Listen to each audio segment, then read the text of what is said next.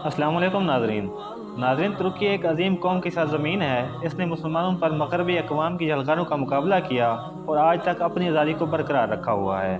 तुर्कों का शुमार उन अजीम कौमों में होता है जिन्होंने दुनिया की तारीख पर गहरे असरात मुरतब किए हैं। तुर्कों ने मशरक़ में दीवार चीन से लेकर मगरब में अस्करिया तक हुकूमत की है। शुमाल में करेंजा से लेकर जनूब में हिजाज तक हुकूमत की। इन इलाकों में तुर्क नस्ल आज भी आबाद है।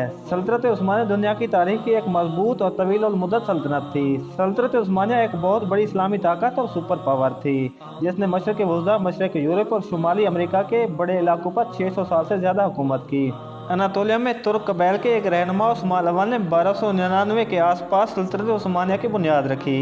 उस्मानी तुर्कों ने बाज़ाब्ता तौर पर अपनी हुकूमत कायम की, जिन्होंने उस्मान अव्वल, ओरान मुराद अव्वल और बाजीद अव्वल की सरबराही में अपना इलाका बढ़ाया। 1453 में सुल्तान मोहम्मद वैम ने बास्तिनी की दारुल-हुकूमत कुस्तुनतुनिया पर कब्जा कर लिया। इस वक्त आप तुर्कों की क़यादत कर रहे थे। इसके बाद से आज तक उनका नाम सुल्तान मोहम्मद फातेह के नाम से जाना जाता है। इस तरह बास्तिनी सल्तनत का 1000 साला दौर ख़त्म हो गया। कुस्तुनतुनिया की फतह न सिर्फ मुसलमानों की तारीख बल्कि तारीख़ आलम के एक अहम तरीन वाक़यात में से एक है। कुस्तुनतुनिया जिन 7 पहाड़ों पर आबाद था, इस वक्त की चोटियों पर बड़े बड़े गुंबद और ऊंचे ऊंचे नोकीले मीनारों वाली मस्जिदें नमूदार होना शुरू हो गईं। इस तरह ये ईसाईयत का सबसे बड़ा मरकज़ इस्लाम का रंग इख्तियार करने लगा, जिसकी वजह से इसका नाम इस्लाम्बुल और बाद में इस्तांबुल रख दिया गया। ये नाम भी सुल्तान मोहम्मद फातेह ने रखा था और फिर इसे सल्तनत उस्मानिया का नया दारुल-हुकूमत बना दिया गया। वक्त गुजरने के साथ साथ इस्तांबुल में तालीमी इदारे, मदारिस और कुतुब खाने बन गए। इस्तांबुल तिजारत और सकाफत का एक बैन अल-अक़वामी मरकज़ बन गया। 24 जुलाई 1923 में स्विट्जरलैंड के शहर लौज़ान में एक तारीखी मुआहदा हुआ, जिसके नतीजे में तुर्की में जमहूरियत कायम हो गई। इस मुआहदे को 100 साल के लिए तुर्की में नाफिज कर दिया गया। इस मुआहदा लौज़ान में तय पाया गया कि तुर्की अपना तेल निकालने के बजाय तेल खरीदेगा।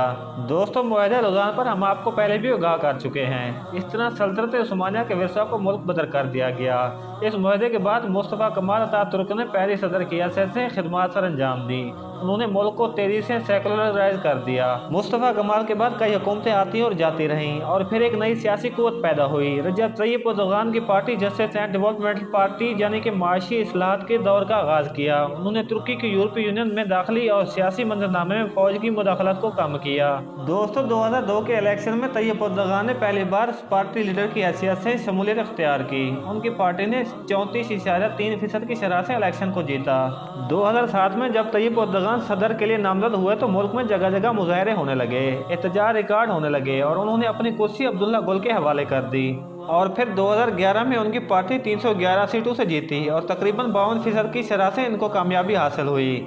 तय्यिब एर्दोगान को लगातार 3 बार वज़ीर-ए-आज़म बनने का एजाज़ हासिल हो चुका है। तय्यिब एर्दोगान ही वो लीडर हैं जिसने अपने दौरे हुकूमत में IMF का $130 अरब का कर्जा वापस किया। तुर्की में 12 साल से कम उम्र बच्चों को कुरान पाक पढ़ने पर पाबंदी आयद थी। उन्होंने इस पाबंदी को भी ख़त्म किया, जिससे मदरसों में बच्चों की तादाद में खासा इजाफा हुआ।